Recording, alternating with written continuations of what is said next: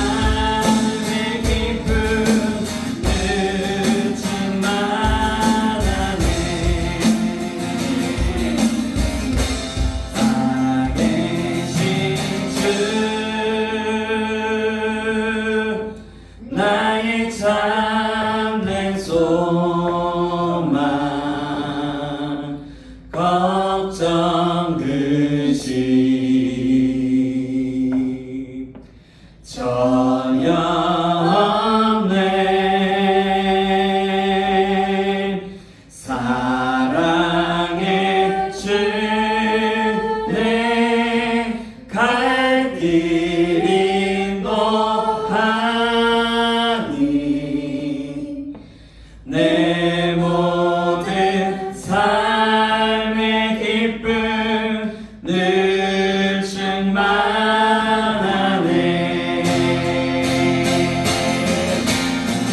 살아계신 주 나의 잠깐 소망 걱정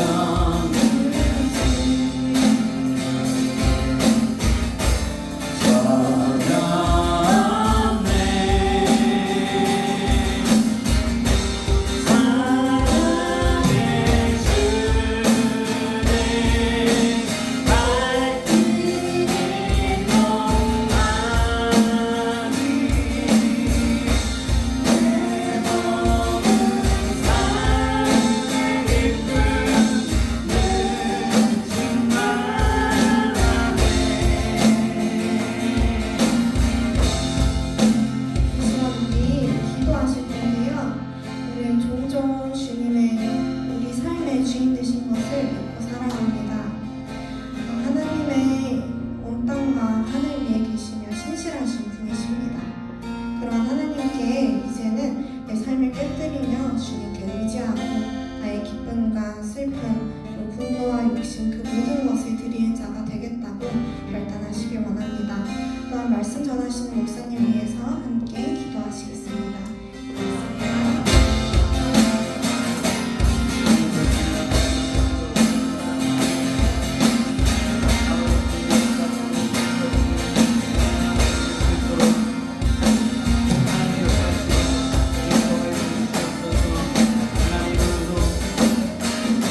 예수님의 이름으로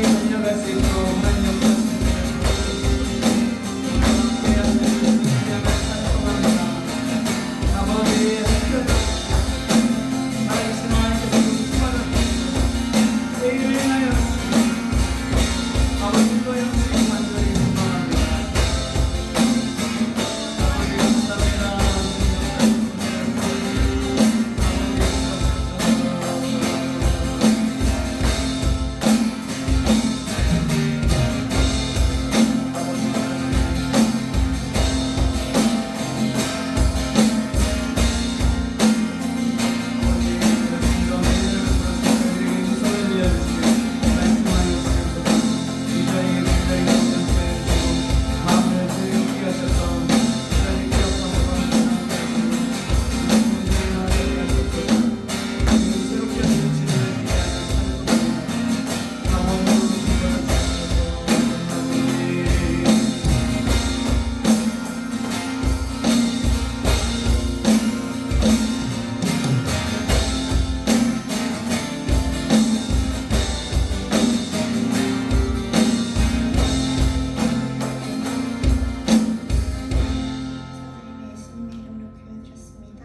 아멘. 자, 우리 오늘도 찬양 가운데 임하신 하나님께 다시 한번 영광의 박수 올리겠습니다. 아멘. 주님 감사합니다. 아멘. 자, 우리 하나님 말씀 보시겠습니다. 하나님 말씀 보시겠습니다. 사무엘상 17장입니다. 사무엘상 17장 1절에서 23절까지 말씀.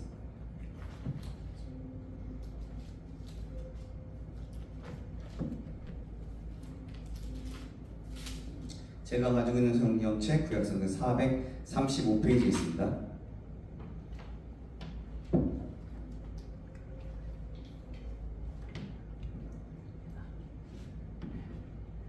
자, 사무엘상 17장 1절에서 23절까지 말씀. 제가 한 구절, 여러분이 한 구절 우리 교독하도록 하겠습니다. 우리 제가 먼저 읽겠습니다. 블레셋 사람들이 그들의 군대를 모으고 싸우고자 하여 유다에 속한 소보에 모여 소고와 아세가 사이에 에베스담밈에 진침해 사울과 이스라엘 사람들이 모여서 엘라 골짜기에 진치고 블레셋 사람들을 대하여 전열을 벌였으니 블레셋 사람들은 이쪽 산에 섰고 이스라엘은 저쪽 산에 섰고 그 사이에는 골짜기가 있었더라. 블레셋 사람들의 진영에서 싸움을 돕는 자가 왔는데 그의 이름은 골리앗이요 가드 사람이라. 그의 키는 6규빗 한 뼘이요 머리에는 노투구를 썼고 몸에는 비늘 갑옷을 입었으니 그 갑옷의 무게가 놋 5,000세겔이며 그의 다리에는 놋 각반을 쳤고 어깨 사이에는 놋 단창을 메었으니 그 창자루는 배틀채 같고 창날은 철 600세겔이며 방패든 자가 앞서 행하더라. 그가 서서 이스라엘 군대를 향하여 외쳐 이르되 너희가 어찌하여 나와서 전열을 벌였느냐. 나는 블레셋 사람이 아니며 너희는 사울의 신복이 아니냐. 너희는 한 사람을 택하여 내게로 내려보내라. 그가 나와 싸워서 나를 죽이면 우리가 주의 종이 되겠고 너희의 종이 되겠고 만일 내가 이겨 그를 죽이면 너희가 우리의 종이 되어 우리를 섬길 것이니라. 그 블레셋 사람이 또 이르되 내가 오늘 이스라엘의 군대를 모욕하였으니 사람을 보내어 나와 더불어 싸우게 하라 한지라. 사울과 온 이스라엘이 블레셋 사람의 이 말을 듣고 놀라 크게 두려워하니라. 다윗은 유다 베들레헴 아브라 사람 이세 이세라 하는 사람의 아들이었는데 이세는 사울 당시 사람 중에 나이가 많아 늙은 사람으로서 8 아들이 있는 중. 그 장성한 세 아들은 사울을 따라 싸움에 나갔으니 싸움에 나간 세 아들의 이름은 장자 엘리압이요 그 다음은 아비나답이요 셋째는 삼마며 다윗은 막내라. 장성한 세 사람은 사울을 따랐고 다윗은 사울에게로 왕래하며 베들레헴에서 그의 아버지의 양을 칠 때에 그 블레셋 사람이 40일을 조석으로 나와서 몸을 나타내었더라. 이새가 그의 아들 다윗에게 이르되 지금 내 형들을 위하여 이 볶은 곡식 한 에바와 이 떡 10덩이를 가지고 진영으로 속히 가서 내 형들에게 주고 이 치즈 10덩이를 가져다가 그들의 천부장에게 주고 내 형들의 안부를 살피고 증표를 가져오라. 그때에 사울과 그들과 이스라엘 모든 사람들은 엘라 골짜기에서 블레셋 사람들과 싸우는 중이더라. 다윗이 아침에 일찍 일어나서 양을 양치 자에게 맡기고 이새가 명령한 대로 가지고 가서 진영에 이른즉 마침 군대가 전장에 나와서 싸우려고 고함치며 이스라엘과 블레셋 사람들이 전열을 벌이고 양군이 서로 대치하였더라. 다윗이 자기의 집을 지키는 자의 손에 맡기고 군대로 달려가서 형들에게 문안하고 같이 읽겠습니다. 그들과 함께 말할 때에 마침 블레셋 사람의 싸움 도두는 가드 사람 골리앗이라 하는 자가 그 전열에서 나와서 전과 같은 말을 하매 다윗이 들으니라. 아멘. 우리 잠시 기도하겠습니다. 살아계신 하나님 감사합니다. 오늘도 주님의 날 우리 청년부 예배를 허락하여 주시고 이 시간 하나님의 말씀을 듣게 하심을 감사드립니다. 하나님 오늘도 주님의 영으로 함께 하시고 부족한 종의 입술을 통해서 말씀이 선포되어질 때에 하나님의 뜻이 온전히 이루어지는 역사가 일어날 수 있도록 함께하여 주시옵소서. 저희들의 마음과 생각과 모든 것들이 주님의 은혜로 세워주시고 새롭게 하실 하나님을 기대합니다. 하나님 역사하여 주시옵소서. 또 이 자리가 많이 비어 있습니다. 하나님 이 자리를 기억하게 하시고 또 이 자리에 또 왔다 간 사람도 있사오니 그들의 영혼 가운데 찾아가시고 두들겨 주셔서 이 자리를 기억하고 하나님 앞에 머물고 하나님 앞에 있는 것이 얼마나 소중한 일인지 또한 알아 하나님 이 자리에 함께 채워가심으로 하나님의 말씀을 듣고 하나님의 뜻을 알아 아버지 순종하며 또 하나님께 영광 돌리며 살아가게 되는 역사가 일어날 수 있도록 함께하여 주시옵소서. 오늘의 모든 시간 가운데 함께 하실 하나님을 기대하며 살아계신 예수 그리스도의 이름으로 기도합나이다. 아멘. 자, 오늘은 골리앗보다 크신 하나님이라는 제목으로 하나님 말씀 받겠습니다. 골리앗보다 크신 하나님이라는 제목으로 하나님 말씀 받겠습니다. 우리 좌우 옆 사람과 인사 나눌까요? 잘 오셨습니다. 잘 오셨습니다. 여러분 잘 오셨고요. 우리 또 한 번 고백할까요? 사랑합니다. 사랑합니다. 사랑합니다. 네, 사랑합니다. 여러분 우리가 오늘 본문은 참으로 많이 들어본 말씀이고 많이 들어왔던 그리고 이미 많이 알던 말씀입니다. 근데 오늘은 좀 이 사무엘상 17장의 앞부분을 보면서 또 하나님의 뜻을 알아가고 나아가길 소망합니다. 우리가 세상을 살아가다 보면 생각보다 자주 작아질 때가 많이 있죠. 그죠? 처음에는 우리가 또 믿음으로 정말 하나님 말씀을 받고 오늘은 이번 주는 믿음으로 살아가리라. 또 말씀을 묵상하면서 이 깨달음은 깊은 깨달음을 주실 때 하나님 너무나 감사합니다. 이 깨달음대로 오늘 순종하며 또 이루면서 살아갈 수 있도록 도와주십시오라고 이렇게 결단을 하죠. 그리고 그렇게 해서 말씀으로 살아가겠다고 다짐을 합니다. 그런데 현실 앞에 서는 순간 마음이 흔들릴 때가 있죠. 많이 있죠. 세상은 그래서 세상에 많은 것들 또 누군가가 이전부터 나를 뭔가 공격하거나 나에게서 되게 힘들게 했던 어떤 부분들이 또 다시 오면 그가 자리에 오면 그 세상 그 사람이나 그 사건이나 이런 것들이 되게 어려움 되게 크게 다가옵니다. 그래서 약간 우리 어떻게 보면 트라우마처럼 있을 수가 있죠. 자주 이야기하지만 우리의 삶은 그래요. 굉장히 치열하죠. 경쟁 속에서 살아갑니다. 그리고 내가 미래를 꿈꾸고 날마다 나아가고 있지만 어떤 분은 그렇죠. 그냥 어떤 사람들은 또 그런 사람이 있어요. 미래 말고 그냥 즐기며 살자 이런 사람들도 있지만 우리 신창교 우리 청년부 지체들은 아닌 것 같아요. 그러니까 미래에 대해서 꿈꾸고 미래에 대해서 어떻게 나아갈지 고민하고 생각을 하고 있는 사람들. 근데 그 미래를 생각해 보면 왠지 불안하고 지금 내 상황을 보면 앞이 과연 열릴까? 어떻게 될까? 이런 생각이 들 때가 있죠. 사람들의 기준은 점점 더 높아집니다. 우리를 보는 시각이. 그러다 보면 어느 순간 그런 거예요. 나는 과연 믿음을 지키면서 살아갈 수 있을까? 내가 지금 과연 잘하고 있는 걸까? 이런 질문을 하게 되잖아요. 세상은 이렇게 돌아가는데 이렇게 잘 돌아가고 너무나 빠르게 바뀌고 있는데 나만 좀 거룩하거나 좀 성경이 말하고 교회에서 말하고 말씀 속에서 말하는 대로 살아가려고 하면 이게 정말 맞는 일인 건가? 분명히 말하고 그건 믿고 있지만 때로는 이런 질문들이 온다는 거예요. 여러 번 생각나는 거지만 계속해서 말씀대로 살아가면 오히려 뒤처질 것 같은 생각들이 참으로 많이 있어요. 그래서 점점 삶으로 가면 갈수록 조금씩 움츠러들거나 긴장을 더하거나 세상에서의 당당함이 점점 이뤄져 가는 우리들의 모습이 때로는 있다는 거죠. 어쩌면 오늘날의 많은 사람들, 특히 우리 청년들이 이런 싸움을 하고 있는지 모르겠습니다.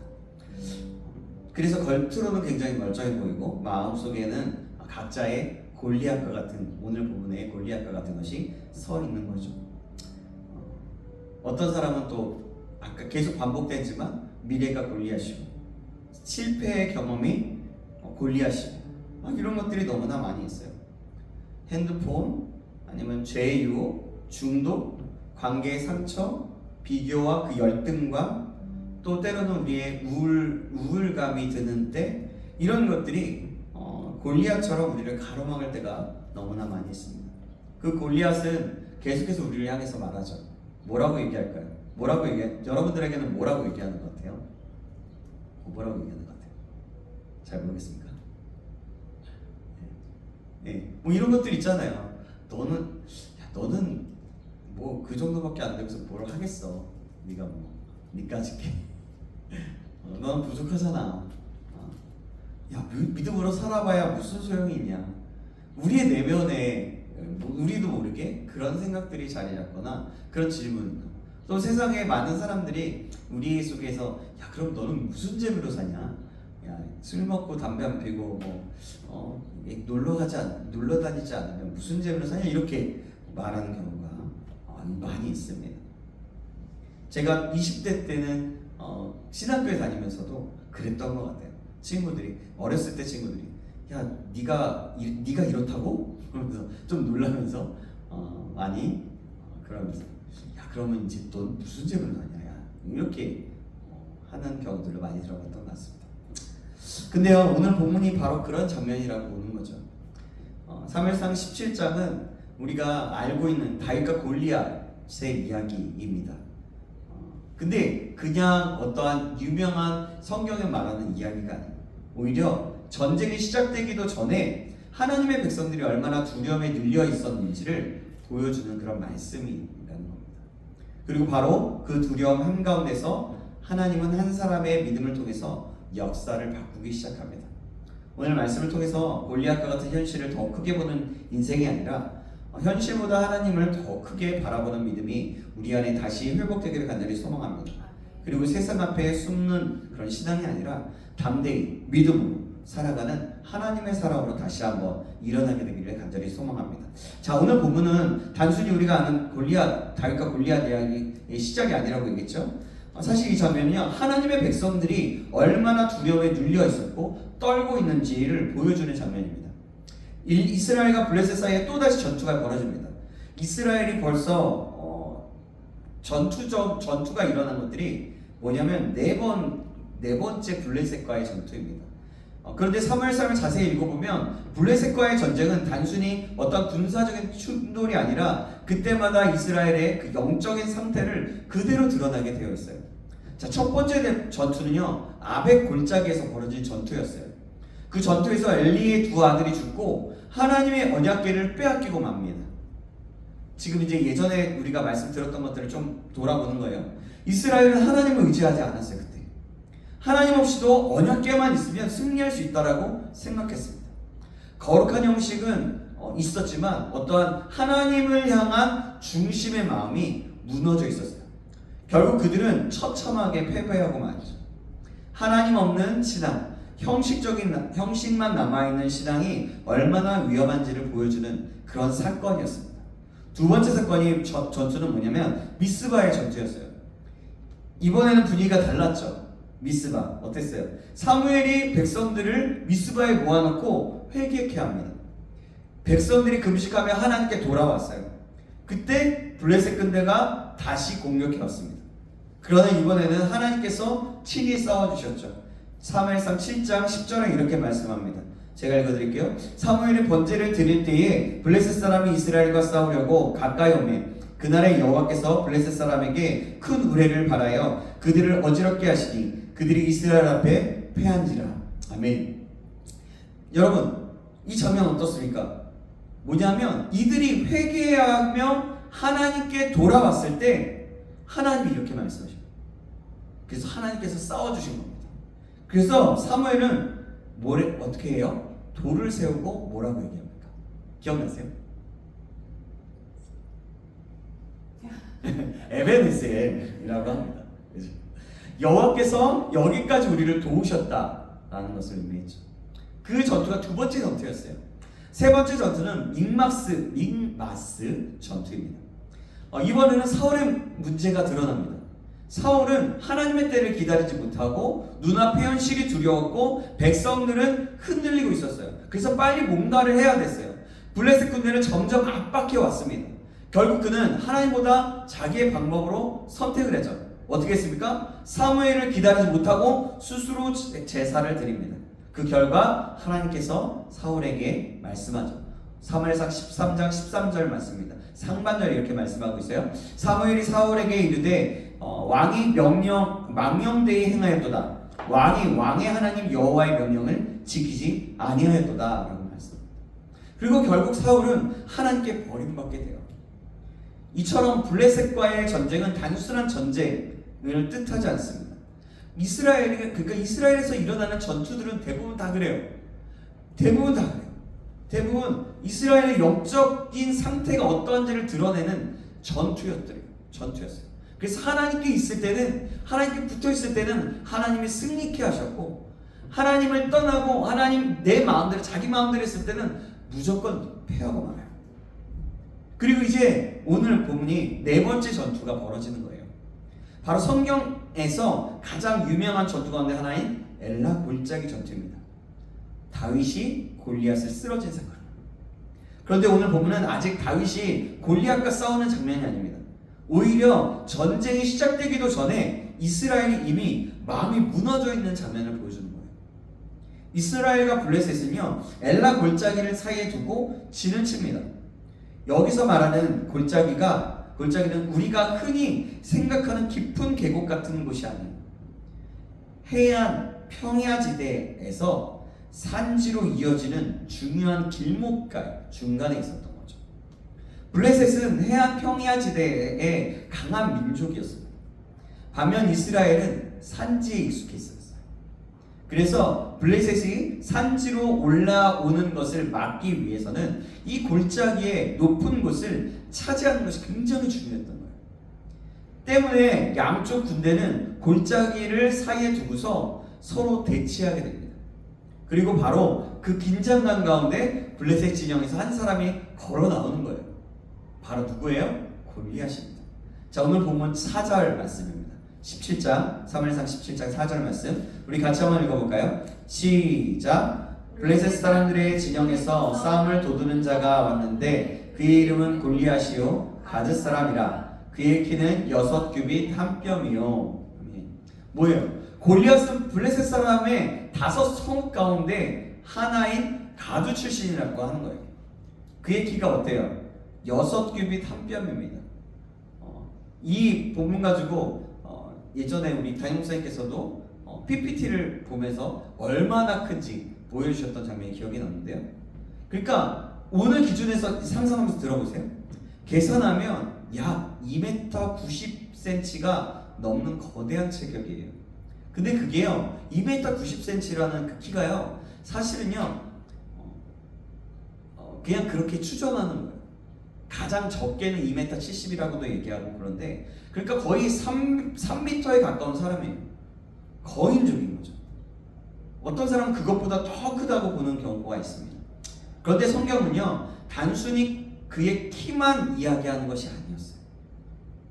우리가 그 보면 굉장히 놀랍고 굉장히 큰 사람이니까 두려울 수 있으니까 그런 부분들에 대해서 얘기하지만요, 이어지는 말씀에 보면요, 그의 갑옷과 창이 그리고 무기의 무게까지 아주 자세하게 표현합니다. 왜 그렇습니까? 이스라엘 백성들이 느꼈던 공포와 압박감이 얼마나 컸는지를 보여주는 거예요. 생각해보세요. 야, 3m나 되는 사람이 갑옷과 창의 무게와 다 아주 일일이 묘사하잖아요. 얼마나 컸고, 가면 우리가 만약 한 대 치면은 뭐 어떻겠어요? 뭐 아프겠어요? 그러지 않을 거 아니에요. 그러니까 그만큼 얼마나 공포 압박감이 컸는지를 보여주기 위함입니다. 특별히 성경은 골리앗을 싸움을 도두는 자라고 말합니다. 이 말은 단순히 싸움을 잘하는 군인이라는 뜻이 아니에요. 그러니까 전쟁이 시작되기 전에 상대의 마음을 무너뜨리기 위한 대표 전사라는 의미예요. 쉽게 말하면 상대편의 귀를 죽이고 자기 편의 사기를 끌어올리는 그런 역할을 하고 있는 겁니다. 고대 전쟁에서 이런 대표의 전사의 그 존재가 전쟁의 흐름을 좌우할 만큼 굉장히 중요했어요. 우리가 삼국지의 내용을 어느 정도 알잖아요. 그 내용을 보아도 전쟁 전에 장수들이 먼저 나와서 1대1 결투를 벌이는 장면이 나옵니다. 그리고 그 싸움의 결과가 전체 전쟁의 분위기를 바꾸게 되죠.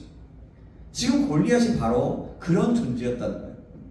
블레셋의 사기는 하늘을 찌르듯이 만들고 있었어요.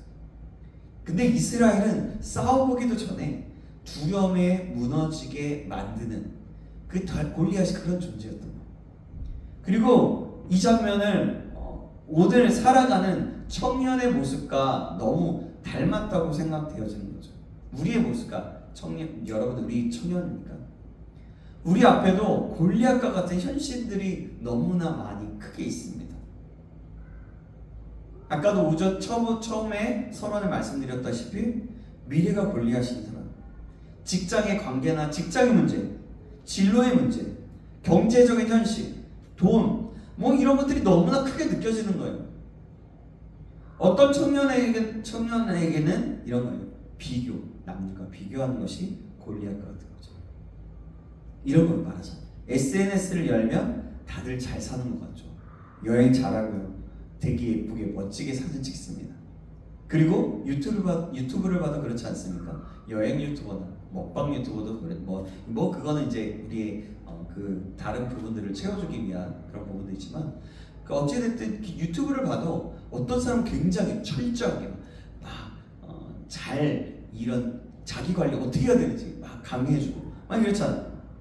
그러니까 그러다 보면 나만 뭔가 뒤처진 것 같고, 아 진짜 잘 사는데 나도 부럽다, 아 나도 이러고 싶다, 이런 마음들이 들잖아요. 그렇죠? 그런 비교가 골리앗과 같은 존재가 될 수 있다는 거죠. 어떤 사람에게는 실패의 경험이 골리앗이에요. 사실 저도 어렸을 때는 굉장히 실패를 많이 경험해서 주저하는 부분들이 되게 많이 있었어요. 그런데 이제 하나님이 또 함께 하신다는 것을 믿고 나니까 그게 결정을 좀 늦게는 하지만 굉장히 이제는 하나님이 함께 하신다는 거 확신 가운데 하게 되는 것 같아요. 어찌됐든 어떤 사람은 그렇다는 거죠. 또 한 번 넘어졌던 기억 때문에 다시 도전하지 못하는 경우, 또 어떤 사람에게는 재유혹, 중독, 관계, 우울, 무기력, 그렇게 골리앗처럼 서 있는 겁니다. 그 골리앗이 너무나 커 보이는 거죠. 그래서 싸워보기도 전에 마음이 무너져 내리는 거예요. 그 트라우마와 그 골리앗과 같은 그 큰 산과 같은 그런 모습 때문에 그러는 거죠. 나는 능력도 없고 안 될 것 같다, 이런 거죠. 이 세상 골리앗 나를 짓누르기 너무 커. 말씀대로 살면 너무나 고리타분하다고 생각돼요. 믿음을 지켜봤자 달라지지도 않고, 믿음을 지켜봤자 고리타분한 사람으로 나게 지키고, 너는 무슨 재미로 사냐 이렇게 듣고, 그렇게 듣게 되는 거예요. 사단은 우리를 먼저 그렇게 두려움으로 무너뜨리기 시작하는 거예요. 무너뜨리고 믿음을 흔들리게 하고, 자신감을 빼앗게 하고, 자존감을 얻게 하고, 스스로 포기하게 만듭니다. 난 정말 잘 살고 있을까? 막 두려워, 힘들어, 눈물 흘려. 그래서 오늘날 많은 그리스도인들이 세상 앞에서 너무 위축되어서 살아가는 겁니다. 믿음은 있지만 담대함이 없는 거예요. 예배는 드리지만 세상 속에서는 그냥 살아가는 그런데 숨어서 그리스도인답지 않게, 그리스도인이라는 것도 그냥 대놓지 않고 그냥 그런 거죠. 사는 거죠. 또 어떨 때는 이런죠. 그리스도인이라는 정체성은 있지만 그렇게 당당함은 잃어버린 채 살아가는 경우가 많이 있다는 거죠. 근데 왜 그렇습니까? 이게 뭐냐면 골리앗만 바라보고 있기 때문이에요. 하지만 여러분, 중요한 것은 골리앗의 크기가 아닙니다. 진짜 중요한 것은 누가 함께 하시는가예요. 누가 함께 하시는가. 나의 삶 가운데 누가 있는가, 누가 중심이 되고 계신가. 이스라엘은 골리앗을 바라보다가 두려움에 사로잡혔어요. 그러나 다윗은 달랐습니다. 다윗은 문제보다 하나님을 더 크게 바라보았어요. 믿음은 현실을 부정하는 것이 아닙니다. 골리앗이 안 큰 척하는 것도 아니에요. 믿음은 골리앗보다 하나님이 더 크시다는 그런 사실, 팩트, 진짜 그것을 붙드는 거예요. 막연하게 붙드는 것이 아니라 내 삶에 진짜로 그것을 붙드는 거예요. 사랑하는 여러분, 세상은 계속해서 저와 여러분에게 주눅들게 만들 거예요. 모르긴 해도 너는 부족할 거야. 너는 부족해. 야, 너는 지금 몇 살인데 너 늦었잖아. 이렇게 얘기하고, 너는 실패자야. 너는 패배자야. 끊임없이 그렇게 말할 거예요. 우리의 상황들, 우리의 연약함들, 어떤 모습을 보면 말이죠. 하지만 하나님 오늘도 말씀하시는 거예요. 이사야서 41장 10절에 무슨 말씀이 적혀져 있습니까? 이거 외우신 분 계십니까? 외우신 분들 함께 외워볼까요? 두려워 말라. 시작. 두려워 말라. 내가 너와 함께함이라. 놀라지 말라. 나는 내 하나님이 됨이라. 내가 너를 굳세게 하리라. 참으로 너를 도와주리라. 참으로 나의 의로운 오른손으로 너를 붙들리라 하시니라. 아멘. 이 말씀. 골리앗은 여전히 커 보일 수 있지만 하나님은 말씀하시는 거예요. 두려워하지 말라. 내가 너와 함께하겠다. 현실은 여전히 바뀌지 않을 수도 있고 무거울 수도 있고 힘들 수도 있어요. 하지만 하나님의 사람은 두려움으로 사는 사람이 아니라 믿음으로 사는 사람인 거예요. 세상 앞에서 움츠려드는 신앙이 아니라 하나님 때문에 다시 일어서는 그 믿음으로 살아가는 그런 청년들이 되는 거죠. 저와 여러분이 그런 사람이길 간절히 소망합니다.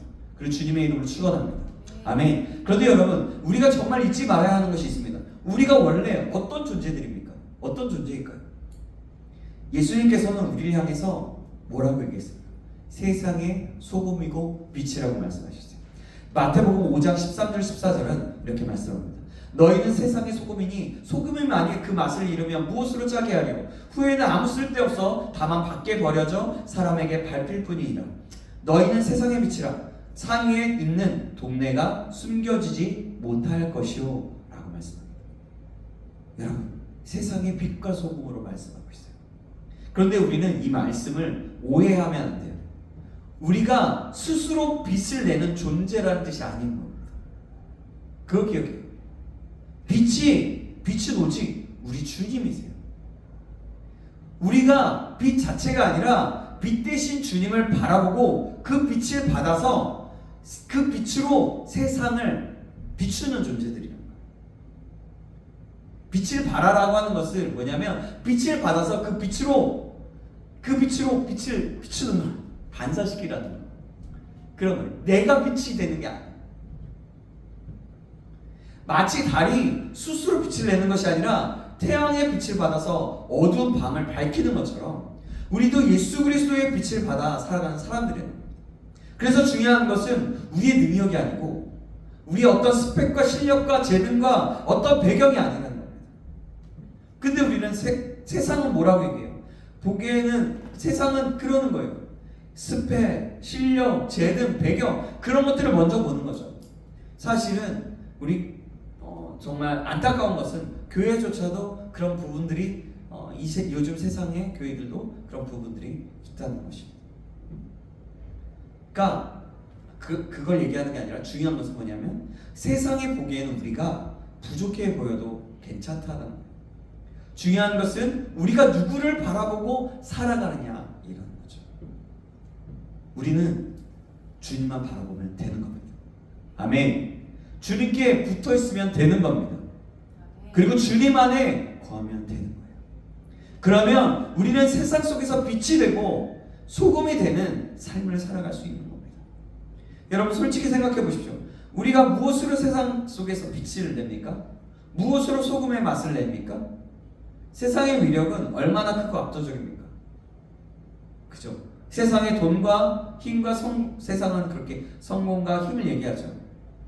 눈에 보이는 결과와 스펙과 능력을 요구하고 있어요. 끊임없이 비교하게 만들고요. 경쟁하게 만들고요. 불안하게 만듭니다. 그 거대한 흐름 속에서 믿음을 지키며 살아간다는 것이 얼마나 어려운 일입니까? 누구보다도 저와 여러분들이 그것을 피부로 느끼지 않습니까? 아닌가요? 모르겠습니다. 그런 압박들이 너무나 많잖아요. 그런 비교 속에서 살아가고 있잖아요. 근데 그렇게 살아가다 보면 어느 순간 마음속에 계속해서 질문이 드는 거예요. 난 진짜 말씀대로 살아가면 된다는데 목사님 분명히 얘기하셨고 우리 믿음의 선배들이 얘기하셨다고 하는데 나는 그것도 경험하지 않았는데 S인 사람은 경험하지 않은 것을 가지고 굉장히 두려워할 수 있겠죠. 근데 N은 어느 정도 예측을 하고 또 움직일 수는 있겠죠. 근데 그런 여러 가지 생각들을 마음속에 품고 살아간다는 거죠. 점점 세상 앞에서 그래서 위축되거나 담대함이 사라집니다. 정체성. 바로 지금 이스라엘이 그런 상태라는 겁니다. 사랑하는 여러분, 이스라엘 군대 가운데 아무도 골리앗 앞에 나서지 못했습니다. 이전에 놀라운 믿음과 용기를 보여주었던 요나단조차도 움직이지 못합니다. 사울도 그렇죠. 왜 그렇습니까? 골리앗이 너무나 커 보였기 때문이에요. 상황이 너무 압도적이었기 때문입니다. 사무엘상 오늘 본문 17장 10절 11절입니다. 제가 10절 여러분이 11절 읽어주시겠습니다. 그 블레셋 사람이 또 이르되 내가 오늘 이스라엘 군대를 모욕하였으니 사람을 보내어 나와 더불어 싸우게 하라 한지라. 사울과 온 이스라엘이 블레셋 사람의 이 말을 듣고 놀라 크게 두려워하니라. 아멘. 골리앗은 단순히 이스라엘 군대를 모욕한 것이 아니었습니다. 뭐냐면 우리가 많이 들어봤죠. 하나님을 모욕한 거예요. 결국 하나님을 조롱한 겁니다. 하나님 나와보라 그래. 하나님, 니네들의 하나님 보호해준다 그러는데 뭐 지금 보호해주고 있냐? 이러는 거예요. 그런데도 사울과 온 이스라엘은 아무 말도 하지 못하고 있는 거죠. 두려움이 쌓여져. 두려움은 여러분 사람을 침묵하게 만듭니다. 두려움은 믿음을 마비시켜요. 그리고 두려움은요 하나님보다 문제를 더 크게 보게 만듭니다. 그래서 지금 이스라엘은 싸우기도 전에 이미 마음으로 패배한 상태였던 거죠. 그러면 오늘 우리는 어떻게 해야 합니까? 우리도 세상의 그 위세 앞에서 어떻게 살아야 할까요? 세상에 두려워하고 고개 숙인 채 살아야 할까요? 절대 그럴 수 없죠. 왜냐하면 우리는 하나님의 거룩한 백성이기 때문에. 그 말은 곧 우리는 세상과 전혀 다른 가치관과 또 기준으로 살아가는 사람들이라는 뜻이에요.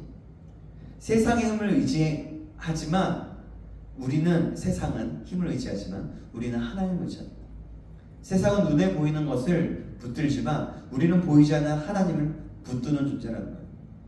세상은 자기 능력을 자랑하지만 우리는 하나님의 은혜를 자랑합니다.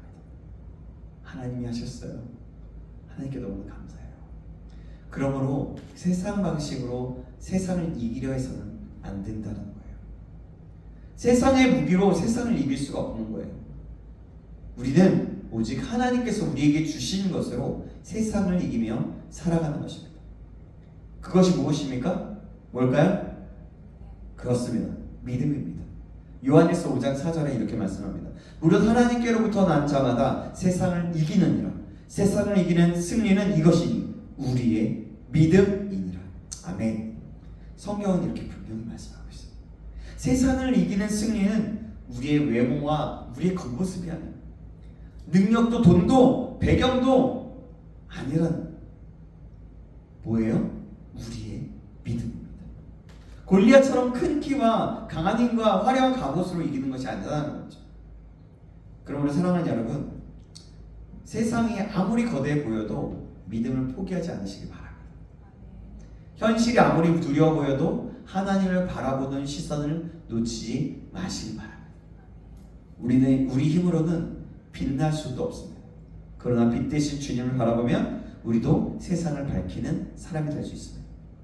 우리의 힘으로는 소금의 맛을 낼 수가 없습니다. 그러나 하나님 안에 거하면 세상 속에서 소금 같은 영향력을 나타내며 녹아서 살아갈 수 있게 됩니다. 세상은 계속해서 우리를 위축하게 할 거예요. 하지만 믿음의 사람은 세상 앞에 무너지는 사람이 아니라 하나님 때문에 다시 일어난 사람입니다. 그러므로 두려움으로 숨는 저와 여러분이 아니라 믿음으로 세상 가운데 담대히 서는 하나님의 사람들이 되게 주님의 이름으로 축복합니다. 이제 다윗이 바로 그 믿음의 승리를 보여주는 한 사람이 등장하죠. 누구예요? 바로 다윗입니다. 물론 우리는 16장에서 이미 다윗을 보았죠. 다윗은 사울 앞에 수금을 타며 악령으로 괴로워하던 그 사울을 안정시키는 역할을 했습니다. 또한 근데 다윗은 그러므로 통해서 어떤 사람이 되었는지 기억나십니까? 사울의 무기를 잡는 자가 되었어요. 하지만 그렇다고 해서 완전히 왕국으로 머물렀던 것은 아닙니다. 오늘 본문 15절에 보면 다윗은 사울에게로 왕래하며 베들레헴에서 그의 아버지의 양을 칠 때라고 말합니다. 다윗은 소년이었어요. 왕궁의 사람이기보다 여전히 들판의 사람이었습니다. 화려한 궁전보다 양떼 사이에 더 익숙한 사람이었어요. 그런데 바로 그런 다윗을 하나님이 사용하신 거죠. 그죠? 오늘 본문에 어떤 얘기가 나와요?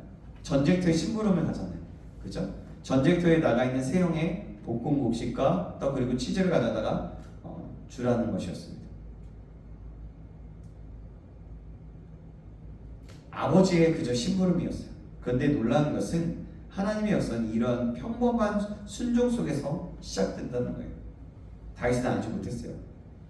오늘 자신이 가져가는 도시락 심부름이 이스라엘 역사를 바꾸는 자리가 될 줄 몰랐던 거죠. 하지만 하나님은 이미 그 걸음을 사용하고 계셨던 겁니다. 그리고 그때 바로 골리앗이 무려 40일 동안 이스라엘 진영 앞에 나와서 하나님을 조롱하고 이스라엘을 조롱하며 모욕하던 그때 다윗이 간 거죠.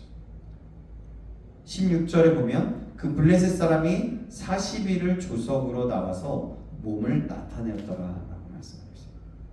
여러분 정말 놀라운 장면 아닙니까? 어떻게 40일 동안 아침 저녁으로 나와서 조롱할 수 있었을까요? 근데 40일 동안 그러면서도 이스라엘은 가만히 있었던 거죠. 무서워서. 그 가운데 다윗이 나타난 거죠. 하나님, 만군의 하나님을 믿는 백성들이 바로 그랬던 거죠. 그때 다윗이 등장합니다. 23절 말씀 우리 같이 한번 읽어볼까요? 23절입니다. 오늘 보면 23절입니다. 시작. 그와 말할 때에 마치 블레셋 사람의 싸움을 도두는 자, 곧 가드 사람 골리앗이라 하는 자가 블레셋 사람들의 대열에서 나와서 전과 같은 말을 하매 다윗이 들으니라. 아멘. 정말 여러분 이 표현이 굉장히 중요하다고 생각하는데요. 다윗이 들으니라라고 합니다. 근데 여러분 이스라엘이 어떻게 했다 그랬어요? 40일 동안 듣고도 침묵했어요. 그런데 다윗은 달랐어요. 그 말을 그냥 넘기지 않았다는 거죠. 왜냐하면 다윗은 골리앗의 말 속에 단순한 모욕이 아니라 하나님 향한 도전을 들었기 때문이었어요. 바로 여기서 하나님의 역사가 시작되는 거죠. 믿음의 승리가 시작되는 겁니다. 사랑하는 여러분, 하나님의 은혜는 언제나 깨어있는 사람들에게 임하게 되어 있어요. 모든 사람이 두려움 속에 숨어있을 때에도 하나님을 믿음으로 깨어있는 한 사람을 통해 일하십니다. 결국 하나님의 역사는 숫자의 역사가 아니라 깨어있는 사람들의 역사입니다. 하나님께서 살아계심을 믿는 사람, 하나님이 지금도 일하고 계심을 믿는 사람, 현실보다 하나님을 더 크게 바라보는 사람들을 통해서 하나님은 역사하신다는 겁니다.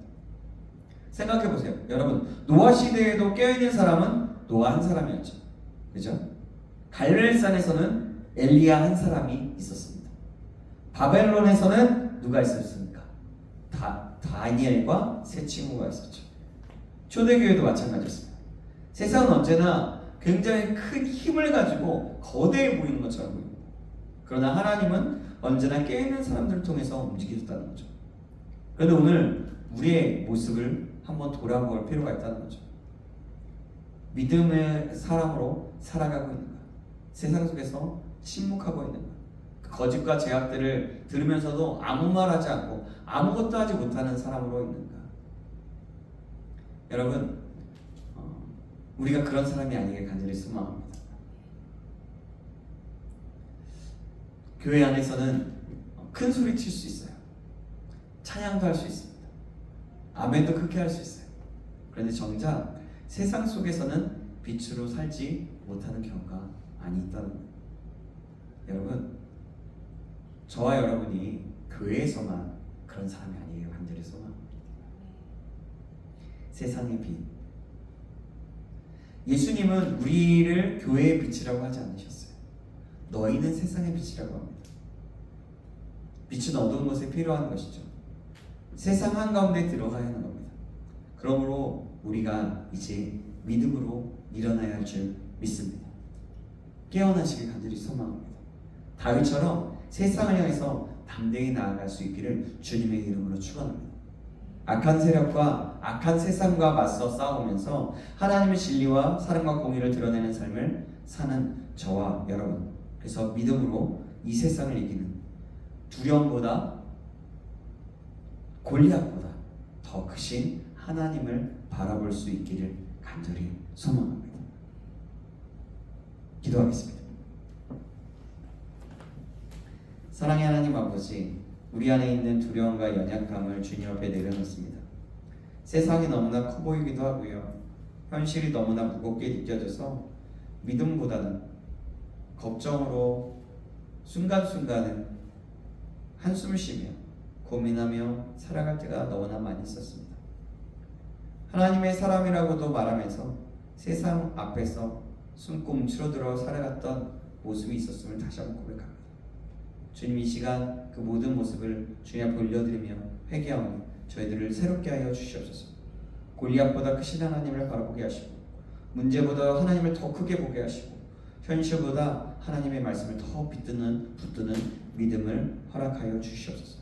그래야 다윗처럼 깨어있는 믿음을 우리에게 주시고 세상의 소리에 흔들리는 사람이 아니라 하나님의 음성에 반응하여서 믿음으로 이 세상을 세상 속에서 빛과 소금의 역할을 감당하는 참된 믿음의 사람, 거룩과 진리로 이 세상을 새롭게 할 수 있는 그런 믿음의 사람이 될 수 있도록 인도하여 주시옵소서.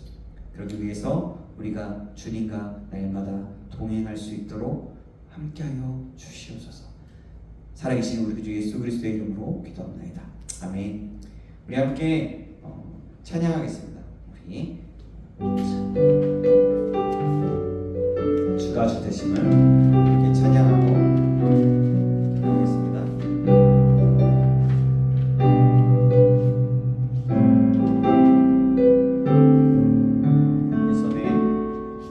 내 손에 들려있는 지팡이 사용하셔서 주님만이 주 되심을 나타내소서.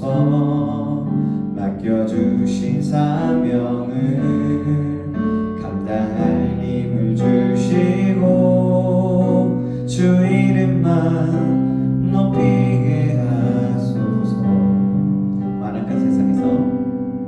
완악한 세상에서 믿음을 지키는 자로 선하신 주 의지하여 살게 하소서. 거룩한 백성으로 구별된 주의 자녀로 주 이름만 따르게 하소서. 나의 하나님 그는 여호와 유일하신 이를 그 위대하신 찬양해. 세상 속에서 구별된 자로 주가 되심을 나 선포하리라. 나의 하나님 그는 여호와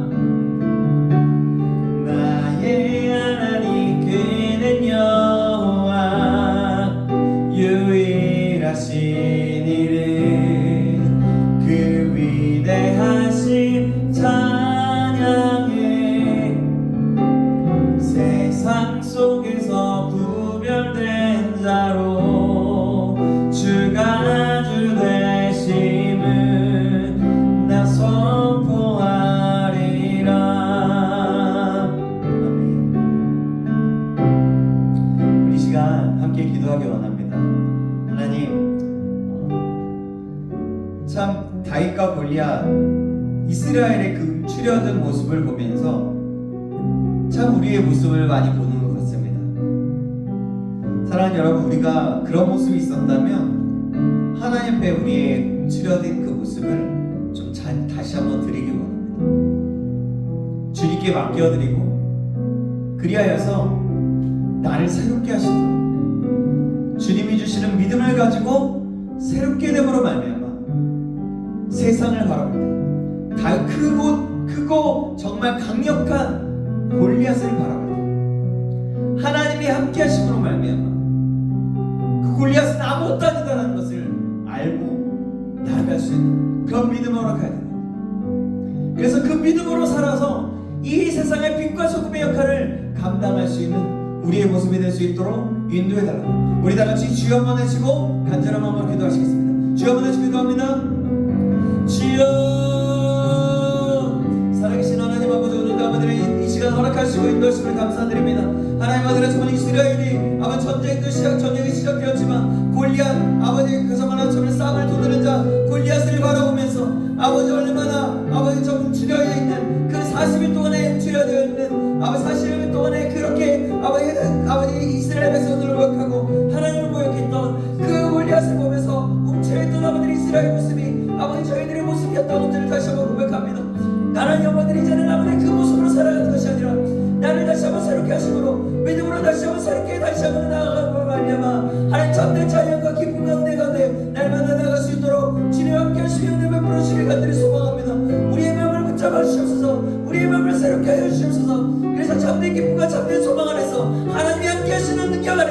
아버지 믿음 안에서 믿음으로 이 세상에 빛과 소금의 역할을 감당하고 승리하는 나갈 수 있는 우리 할 수 있도록 한 영혼 한 영혼을 낼 수 있도록 인도하여 주시옵소서. 하나님 그 자리에 있는 모두가 너나만 이 자리에 함께 하지 않았지만 아버지 하나님 정말 주님 아버지 다른 곳에 있는 아버지 모든 자들에게도 동일한 은혜를 주시고 이 자리에 함께 기억함으로 아버지 믿음으로 살아가기를 결단하며 온전히 나갈 수 있는 자를 수 있도록 주여 붙잡아주시길 간절히 소망합니다. 하나님 은혜 베풀어 주시옵소서. 주여 역사하여 주시옵소서. 그렇게 인도하시는 하나님을 기대합니다. 하나님 함께 하시며 역사하여 주시옵소서.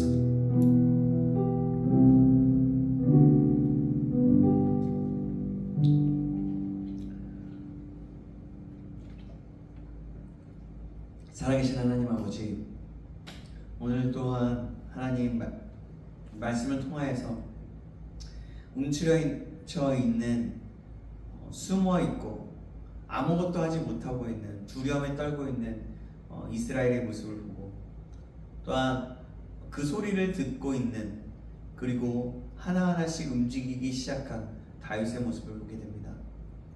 하나님 우리의 모습은 어땠는지 다시 한번 돌아봅니다.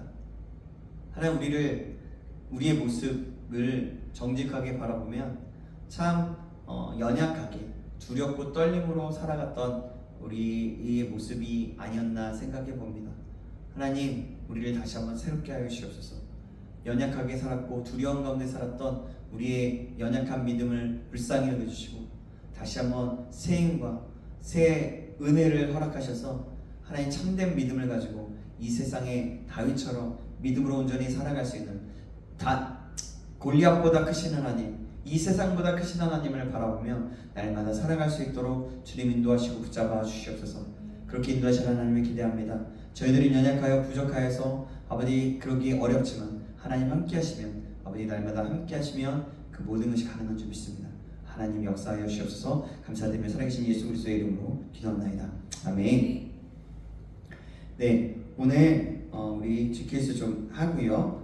또 돌아오는 주간의 주일날 다음 주예요. 다음 주에 위원회 모임이 있을 예정입니다. 그래서 그 부분들에 대해서 좀 같이 이미 이야기 끝나고 얘기했지만 그런 부분들을 좀 같이 이야기하는 시간들을 좀 가지려고 합니다.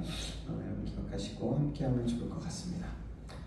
이 자리가 많이 비어있는데 함께 권면해보고 함께 나아갔으면 좋겠습니다. 우리 주기도문 하심으로 예배 마치고요. 네? 네네네. 광고 맞아요.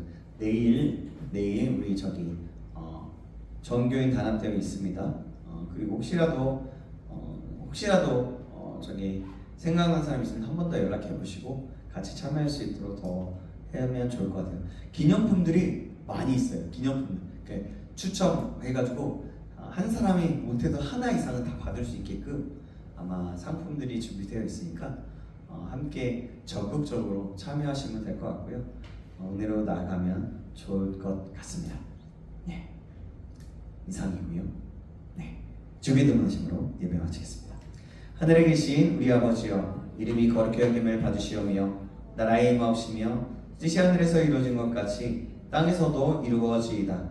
오늘날 우리에게 일용할 양식을 주옵시고 우리가 우리에게 죄 지은 자를 사하여 준 것 같이 우리의 죄를 사하여 주옵시고 우리를 시험에 들게 하지 마옵시고 다만 악에서 구하옵소서. 대개 나라와 권세와 영광이 아버지께 영원히 있사옵나이다. 아멘. 우리도 함께 주님 앞에 영광 박수 드리겠습니다. 아멘. 감사합니다. 우리 칠게요.